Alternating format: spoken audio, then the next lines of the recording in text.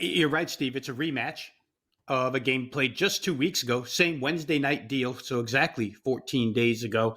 And I played it the exact same and the exact opposite way of how I'm going to play it tonight. Last time out, I played Alabama first half. They were -2. They raced out to, I think, a 44-30 lead. It was never in doubt that first half. They cashed pretty easily. This time I'm going to try the Auburn side first half. Here they open -2.5. They've got bumped up to 3 as far as the first half is concerned. Just a couple of notes from that first half in the first game.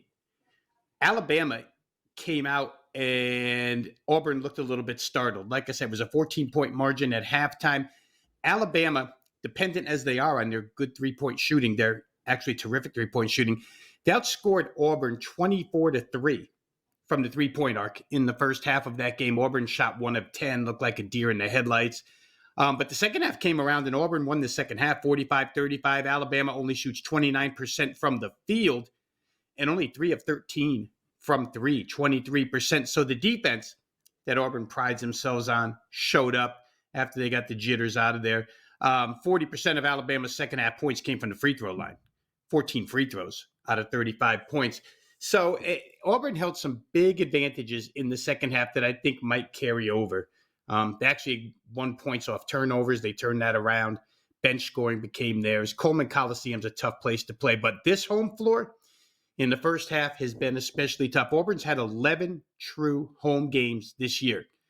They're 9-2 against the spread in those first halves at home. And actually, they had a 9-game winning streak up until their most recent game against Vanderbilt, where they laid 10.5 in the first half and only won by 10. So they had a loss to start the year, ATS, 9 straight wins, and then a bookend loss heading into this game, 9-2 at Neville Arena. What's interesting about these games, guys, is 3-1 ATS, 4-0 straight up against the SEC. So they've been really good here against league competition.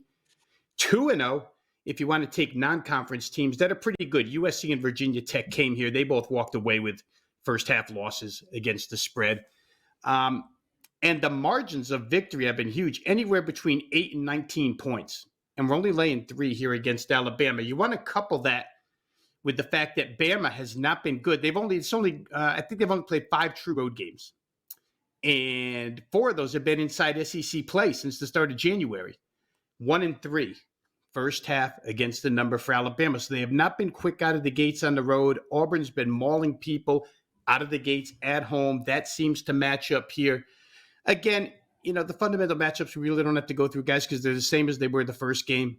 Auburn's actually number 1 in SEC play in offensive efficiency and defensive efficiency and three-point defense and block shots and forced turnovers.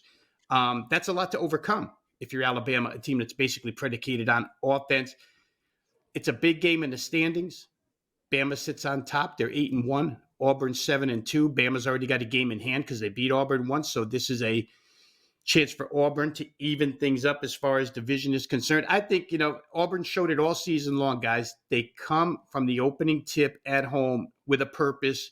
I think they'll come with a purpose tonight. I think the second half of last game carries over. They're a little more confident. I'm going to take Auburn -3 points in the first half here against Alabama. So I have a strategy for college basketball when it comes to February. February is, in my mind, one of the most difficult months in college hoops. And one thing I like to do at this time of year is start betting on the teams that have been crappy on the road because they finally learned how to play on the road. And it stood out to me watching the games last night. Single-digit road dogs. I think they went 11-3 against the spread. And one of the losses was by a half point. The road teams by February start to figure it out. Does that worry you at all, given you're looking at the home favorite in this one?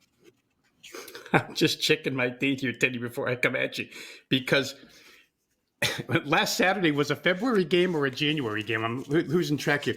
Last Saturday, Alabama was on the road at Georgia, and they were getting buried at halftime. So if we're going to be technical and say that was a February game or a January 31st game, I'm not sure. But certainly Alabama didn't learn. Maybe they learn it now because the calendar turned to February 7th. I'm not sure.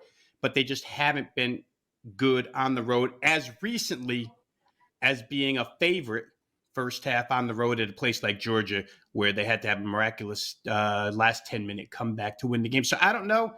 Maybe it applies, but I'm not worried about it in this instance just because of the overwhelming good that Auburn's done on their home floor all season long and the kind of sense of urgency that they have to play with here tonight.